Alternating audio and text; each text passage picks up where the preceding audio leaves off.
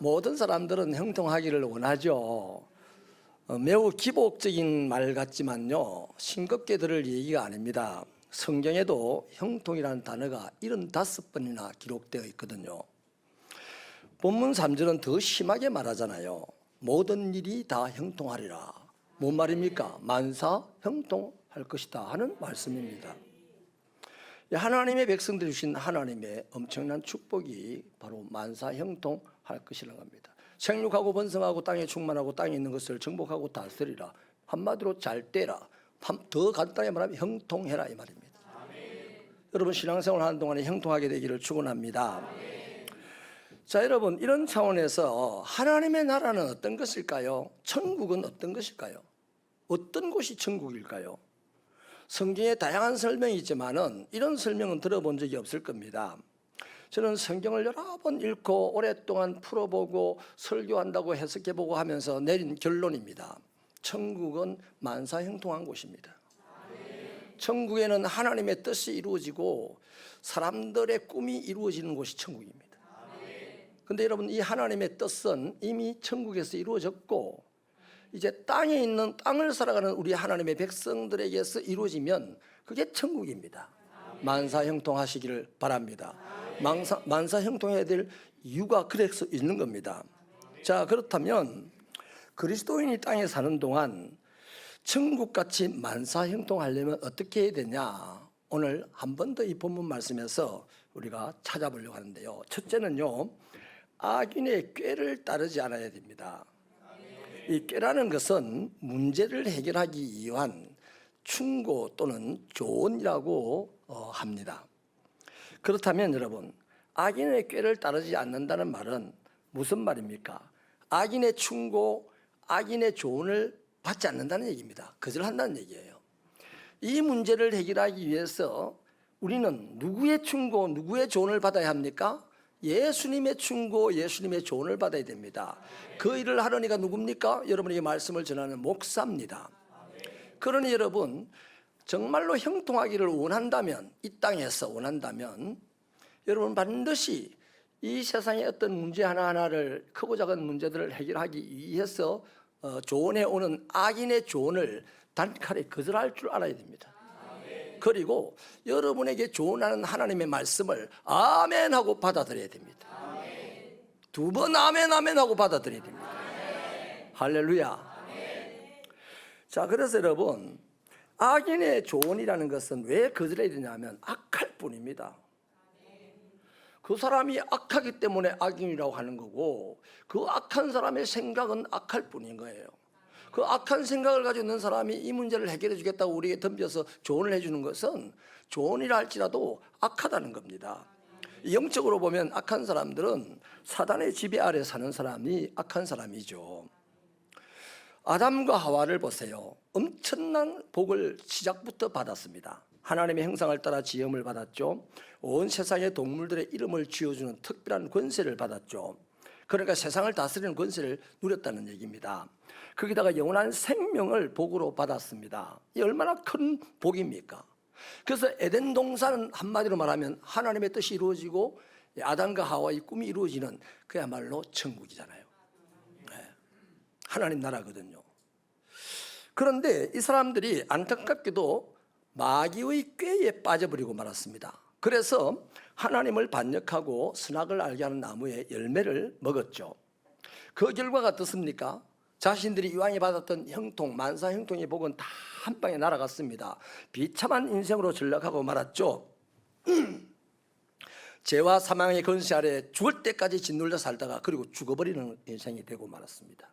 인간의 비극의 시작이 되었죠. 마귀는 바로 그 자체가 악이잖아요. 가룟 유다를 보십시오. 가룟 유다는 예수님의 제자로 부름을 받았고 특별하게 귀하게 여김을 받았고 인정을 받아서 제자 공동체의 재정을 맡을 정도의 사람이었습니다. 그런데 이런 엄청난 복을 받았는데도 불구하고 요한복음 13장 2절은 이렇게 증가합니다. 마귀가 벌써 시몬의 아들 가룟 유다의 마음에 예수를 팔 생각을 넣었더라. 생각을 넣을 때 단칼에 거절해야 되는데 그 마귀의 게임을 받아들였다는 겁니다. 그래서 13장 27절에 가보면 사탄이 그 속에 들어갔다 이렇게 얘기해요. 사탄이 들어가 나오니까 그 멋진 최후의 만찬 자리에서도 이 가룟 유다는 예수님 팔려고 만찬 자리를 속히 빠져나가는 거예요. 여러분, 예배 시간에 속히 빠져가지 않기를 축원합니다. 그래서 어떻게 됩니까? 그 사람 인생이 어떻게 됩니까? 실컷 예수님의 제자로 살았음에도 불구하고 인생의 결국에는 고민과 번민으로 가득 차고 스스로 목숨을 끊을 수밖에 없을 정도로 괴로움과 고통이 컸던 사람이었잖아요. 여러분, 심각합니다. 분명하게 하십시다. 제자라 할지라도 마귀의 게임에 빠지면 예수 파는 사람으로 전락한다니까요. 그리스도인들 할지라도 악인의 게임에 빠지면 비그리스도인이 하는 것보다 더 나쁜 짓을 할 수 있다는 얘기를 지금 하고 있는 겁니다. 여러분, 그리스도인이 왜 살인을 하고 왜 감옥에 가서 사형수가 됩니까? 이런 일이 어떻게 있어요. 마귀의 게임을 받으면, 악인의 게임을 받으면 당연히 그렇게 됩니다. 악인의 꾀를 따라가면요, 당연히 가는 곳은 악인이 가는 곳으로 가는 거잖아요. 마지막은 지옥이겠지만 살아서도 교도소 가는 거 아닙니까? 그런 겁니다. 악인의 꾀를 거절하는 것이 그리스도인이 이 땅에 사는 동안 형통하는 첫째 비결입니다. 여러분, 이것과 다르게 아브라함을 보십시오. 원래 우상을 장사하던 사람이었습니다. 그런 그가 어떻게 믿음의 조상, 믿음의 아버지가 되었습니까? 하나님의 말씀을 받아들이고 따라갔기 때문이에요. 아브라함이 착했다, 아브라함이 싸움 잘했다, 아브라함이 지혜롭다, 이런 거 성경에 없어요. 아브라함에 대한 설명은 우상장사였다, 그런데 믿음의 조상이었다. 왜 그럴까? 하나님의 말씀을 듣고 받아들여 따라갔다는 겁니다. 그러니까 어줍지 않은 사람도, 아무것도 못할 사람도 하나님의 말씀을 들었을 때 그 말씀을 받아들이고 따라가면 그 사람은 반드시 형통한 길로 나가게 된다는 것입니다. 이렇게 볼 때 여러분, 그리스도인은 사탄이나 악인의 조언을 받아 자신의 인생을 꾸려가는 사람이 아니에요. 그리스도인은 하나님의 말씀을 받아 자기 인생을 만들어가는 사람입니다. 악인의 그 조언을 받아들여서 내 인생을 꾸려가겠다고 그래서 화려하게 살아가는 것 같고 힘있게 살아가는 것 같아도 마지막은 만신창이가 되는 거예요. 그러나 하나님의 말씀을 받아서 그 말씀을 따라 내 인생을 세워나가겠다는 사람은 시작은 미약하여서나 나중은 힘이 창대한 겁니다. 아무나 미약하고 아무나 창대해지는 게 아니에요. 하나님의 말씀을 받아 하나님의 말씀을 따라가는 그 사람이 시작이 아무것도 아닌 것 같아도 나중에는 반드시 무엇이 되는 거예요. 그렇기 때문에 그리스도인은 악인의 충고나 악인의 조언을 받아들여서 자신의 삶의 문제를 해결하려고 하면 된다, 안 된다? 안 됩니다. 하나님의 말씀을 받아들이고 해결하시기를 축원합니다. 두 번째는요, 죄인들의 길에 서지 않아야 합니다. 이 죄인의 길에 섰다는 말은 이제는 죄를 겁내지 않고 상습적으로 짓는다는 얘기예요. 지은 죄에 대한 양심의 가책도 없이 더 잔인한 범죄로 발전해 나간다는 얘기가 길이라는 얘기입니다. 길이라는 것은 가만히 있는 것이 아니잖아요. 한 걸음 한 걸음 나가서 만들어지는 거잖아요. 그러므로 땅에 사는 동안 그리스도인들이 형통하려면 죄인들이 하는 행동을 따라가면 안 됩니다. 오늘 하나 따라가고 내일부터 안 가면 되지가 아니고요. 오늘 하나 따라가고 내일 하나 따라가고 하면 점점 양심의 가책도 무뎌지고 그다음 그 죄에 깊이 빠져서 더 큰 죄를 짓는 쪽으로 나가게 되는 것이죠. 여러분, 그래서 대세가 그렇다고, 오늘 이 시대의 대세가 사기꾼들이 성공하는 시대입니다. 대세가 그래요. 그렇다고 우리가 사기치고 살면 안 된다 이 말입니다. 아멘이십니까?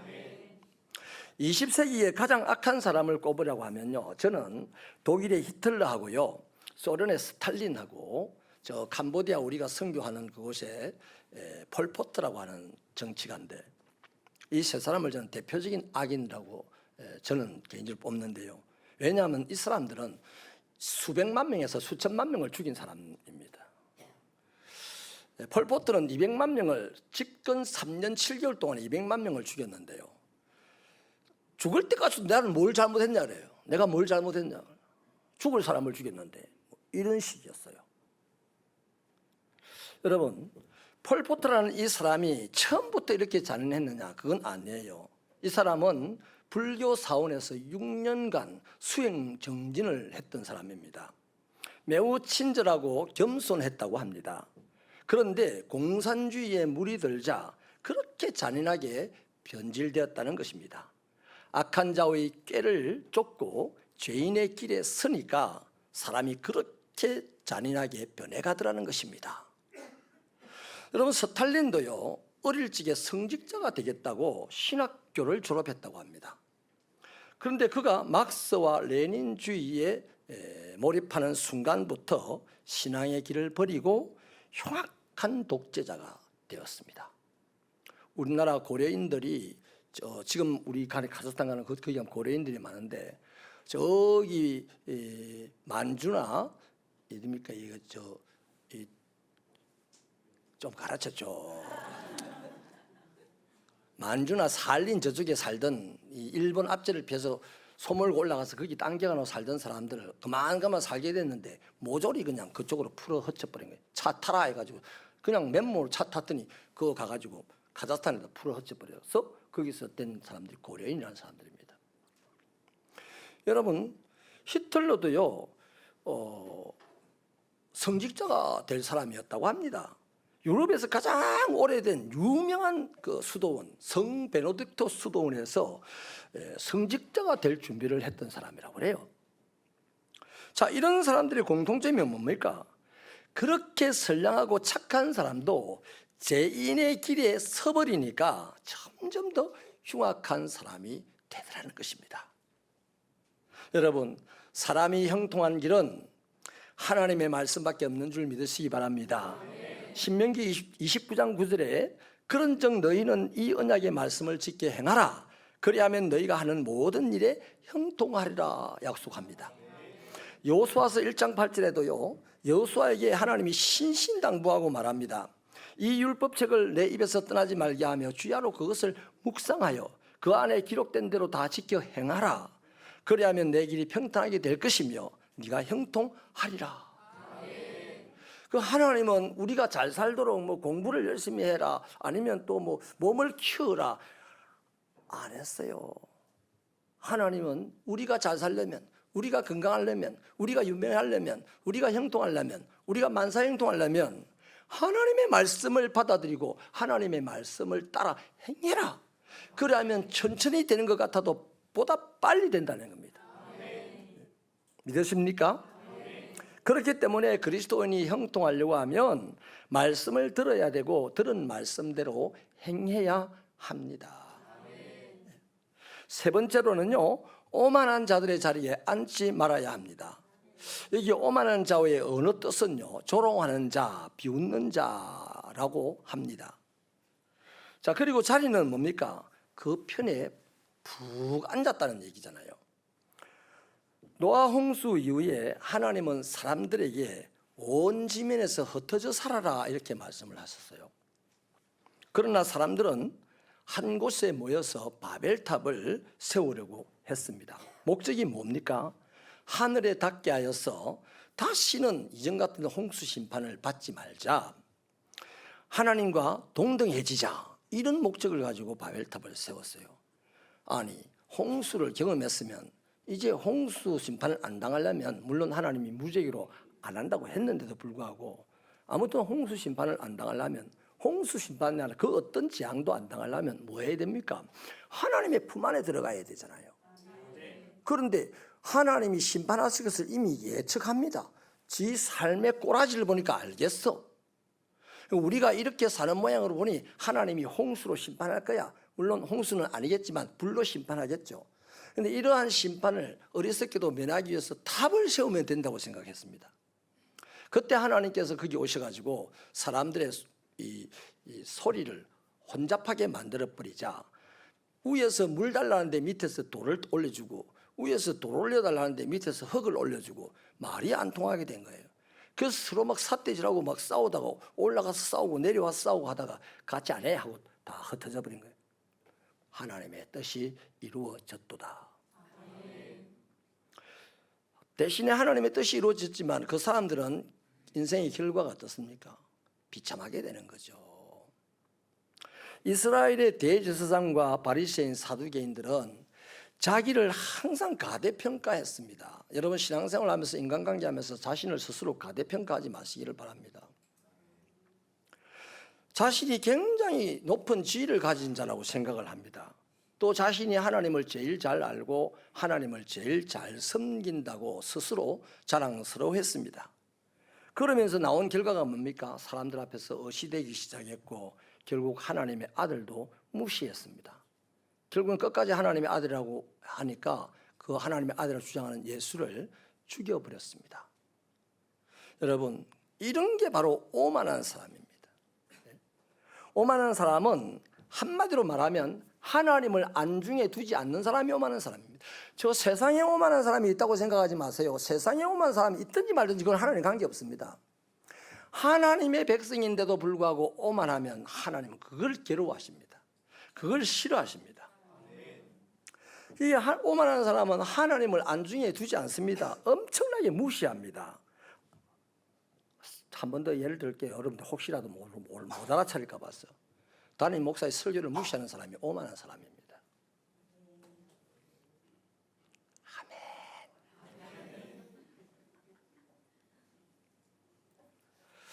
오만한 사람은요 끊임없이 악을 도모합니다. 자기 악행을 자랑합니다. 잠언 6장 16절에서 19절에 의하면 하나님께서 미워하시고 그 마음에 싫어하는 것이 몇 가지 있는데요. 그 첫째가 교만입니다. 오만한 사람의 대표적인 활동이 다 교만한 활동을 합니다. 여러분 잊지 마십시오. 좀 적어놓고 좀 벼락방에 붙여놓기를 바랍니다. 이거는 사람의 삶의 자리에서 자기를 생각하는 만큼 그 사람은 교만해지거나 아니면 좌절합니다. 좋은 게 하나도 없어요.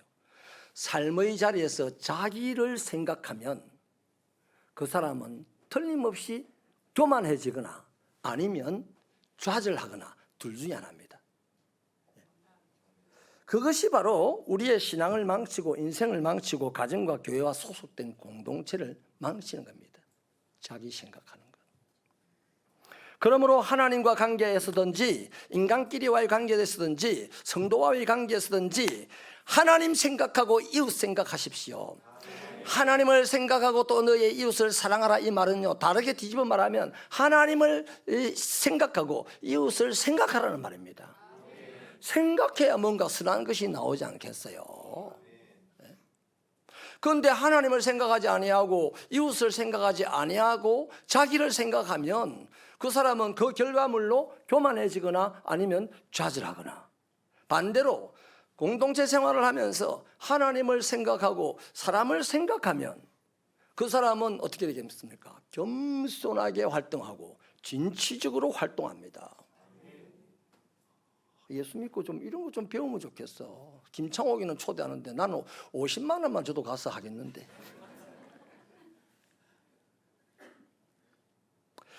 미국 스탠퍼드 대학의 심리학 교수였던 루이스 터먼이라고 하는 박사가요 IQ 160 이상 되는 사람을 오랜 세월 동안 전수조사를 합니다.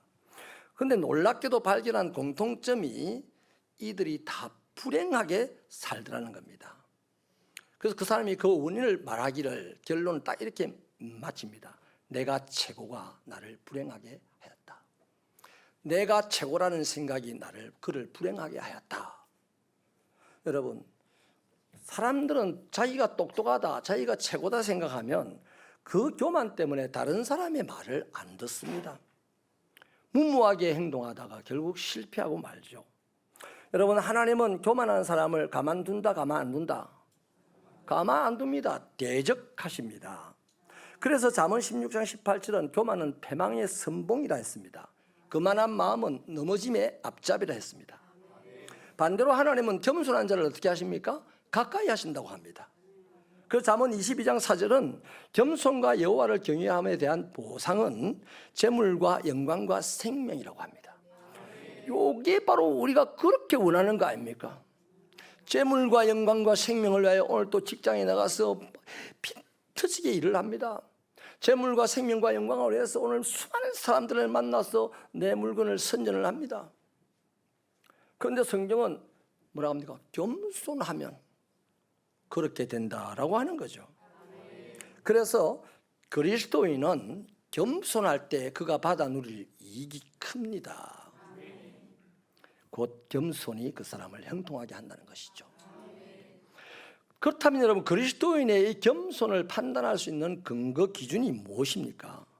다른 게 아닙니다. 하나님의 말씀에 순종하는 여부를 보면 겸손하다 안 하다 알 수가 있어요.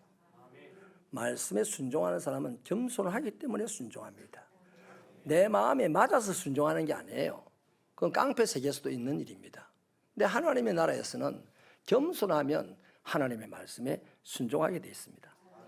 이제 마지막으로 네 번째는요, 바로 이 말씀을 드리려고 하는데, 말씀을 즐거워하고 묵상하는 것이 그리스도인의 형통의 비결입니다. 우리 2절을 힘차게 한번 읽어보실래요? 시작.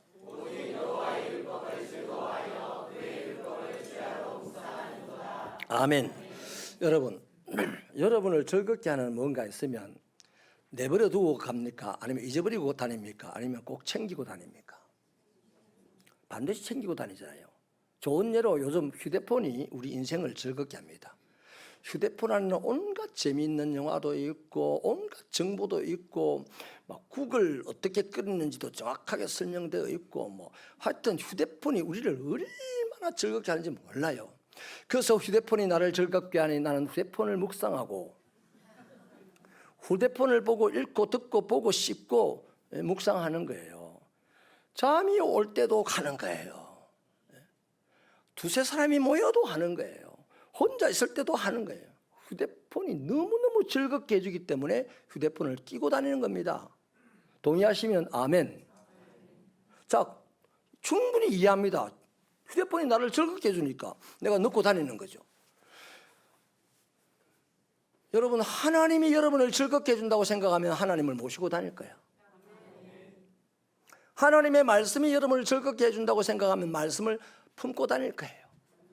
그래서 성경책을 맨날 들고만 다니도 그 사람은요, 하나님의 말씀을 즐거워한다라고 30점 줄 수 있어요. 유대인들 테플린을 팔목에 걸고 이 뭡니까 이거 뭐 그런 게 있어요. 이마에다가 주머니를 달고 다닙니다. 말씀 주머니를. 그 왜 그럽니까? 그 말씀이 자기를 인생을 즐겁게 하는 것이라고 믿기 때문에 달고 다니는 거예요. 그런데 오늘 개신교인들에게는 그것도 저것도 다 아니고 뭡니까? 하나님의 말씀을 즐거워하면 그 말씀을 읽고 듣고 보고 씹고 뜯고 묵상하는 거예요. 그렇잖아요. 내가 사랑하는 이 손녀를 보면요, 요래도 보고 싶고 저래도 보고 싶고 자는데도 입을 벌려갖고 입안도 보고 싶고 막 그렇잖아요. 그 괜히 또 일로 와봐라 돈 500원 줄게 엉덩이도 한번 팍 물어보고 오만 가지로 그 즐겁기 때문에 그렇게 하는 거잖아요. 가까이 두고 싶고 하잖아요. 여러분, 하나님의 말씀을 즐거워하는 능력 있는 신앙생활 되시기를 축원합니다. 영국 런던 템즈 강변에요, 그 법원이 있다고 합니다. 근데 그 법원에 이 포도나무가 한 그루 있는데요, 이삭이 포도나무가 열매가 그렇게 많이 열리고 맛있다는 거예요. 그래서 이제 식물학자들이 이 포도나무 종자를 잘 키워서 이제 전국 전역에 퍼뜨리겠다라고 마음을 먹고 그 나무를 조사를 해봤는데 나무가 보통 나무하고 포도나무 다 똑같더래요. 하나도 틀린 게 없더래요. 근데 딱 하나, 그 나무의 뿌리가 훨씬 더 길어가지고 템즈강 그 물이 흐르는 그 가까이까지 가 있더랍니다. 그래서 이 나무는 기후와 뭐 날씨와 상관없이 언제나 끊임없는 물을 공급받으므로 좋은 열매를 많이 맺는다라고 결론을 내렸더라고요.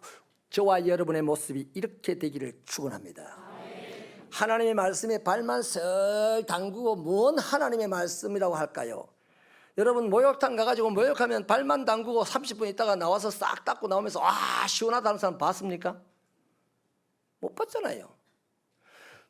탕 안에 쑥 들어가서 막 남이 뭐라든 말지 머리까지 한번 확 이렇게 하고 막 앉아 있다가 나와야 아 시원하다 하잖아요. 하나님의 말씀에 그렇게 들어가기를 축원합니다. 여러분이 시원할 때까지 하나님의 말씀에 들어갈 수 있기를 축원합니다. 네? 그래서 그리스도인의 형통은 하나님의 뜻이 이루어지고 그가 꿈꾸던 바가 이루어지는 것이 형통인데, 아버지의 뜻은 이미 하늘에서 이루셨습니다. 이제 땅에서 우리 인생 가운데서 이루어져야 되는 거예요. 그러니까 하나님은 지금 우리가 변변치 못하게 살아가는 것이 마치 우리 부모가 자식들 가난하게 살아가는 것을 보고 가슴 아파하듯이, 하나님 지금 가슴 아파서 가슴을 지어 떤다 이 말이에요. 잘 때라 잘 때라. 너희들이 왜 잘 때지 못할 이유가 뭐냐?